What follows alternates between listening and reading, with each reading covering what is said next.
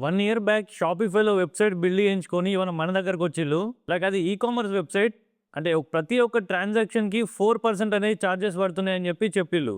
So, 4% charges ఎందుకు పడుతున్నాయంటే యాక్చువల్‌గా razor pay తీసుకునే చార్జెస్ ఎంత అంటే ఇక్కడ మీరు ప్లాన్స్ చూడొచ్చు. 3 ప్లాన్స్ ఉంటాయి. 1.8% నుంచి 2.5% వరకు రేజర్ పే అనేది చార్జెస్ తీసుకుంటాయి ఫర్ ఎవ్రీ ట్రాన్సాక్షన్‌కి. సో, షాపిఫైలో మనం వెబ్‌సైట్ బిల్డ్ చేయించుకున్నప్పుడు ఏంటి అంటే అప్ టు 2% వరకు ఎక్స్‌ట్రా చార్జెస్ యాడ్ చేస్తాయి. సో, అట్లా 4% వరకు మనం చార్జెస్ కట్టాల్సి వస్తాయి ఫర్ ఎవ్రీ ట్రాన్సాక్షన్‌కి. ఫర్ ఎగ్జాంపుల్ ఒక మంత్‌లో 10,00,000 సేల్స్ అయినాయి అనుకోండి. ఒకవేళ మనం కస్టమ్ కోడ్‌తోని వెబ్‌సైట్ బిల్డ్ చేసి ఓన్లీ రేజర్ పేకి మనం చార్జెస్ కట్టాలంటే 20,000 చార్జెస్ కడతాం. అదే 10,00,000 సేల్స్ అయ్యి మీ వెబ్‌సైట్ షాపిఫైలో ఉంటే 30,000 వరకు మనం చార్జెస్ కట్టాలి. సో, ఇక్కడ 10,000 అనేవి సేవ్ అవుతాయి.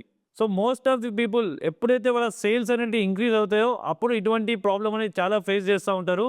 సో, ఇనీషియల్‌గా షాపిఫై చాలా బెస్ట్ అనిపిస్తది. బట్ ఒక్కసారి సేల్స్ ఇంక్రీజ్ అయ్యి మీ బిజినెస్ గ్రో అయింది అంటే మాత్రం సో, చార్జెస్ అనేవి చాలా కడుతున్నాం అని అనిపిస్తది. సో, అప్పుడు కస్టమ్ కోడెడ్‌కి వస్తూ ఉంటారు మళ్ళీ. సో, ఫ్యూచర్‌లో ఇట్లా చార్జెస్ ఎక్కువ కట్టేదానికంటే ఫస్టే కస్టమ్ కోడెడ్ వెబ్‌సైట్స్ అనేది బిల్డ్ చేయించుకుంటే చాలా బెటర్. సో, ఇట్లాంటి ఇష్యూస్ ఎవరైనా ఫేస్ చేస్తున్నారంటే 9177754434 నెంబర్‌కి వాట్సాప్ చేయండి. We can connect over there. Thank you so much.